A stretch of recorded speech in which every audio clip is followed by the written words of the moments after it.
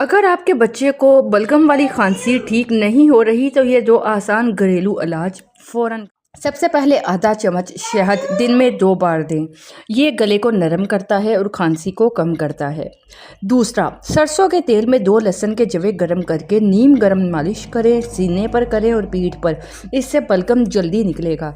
और साथ में बच्चे को नीम गर्म पानी और सूप ज़रूर दें। ये 3 चीज़ें करें और फ़र्क खुद देखें। मज़ीद ऐसे आसान इलाज के लिए चैनल को सब्सक्राइब कर लीजिए।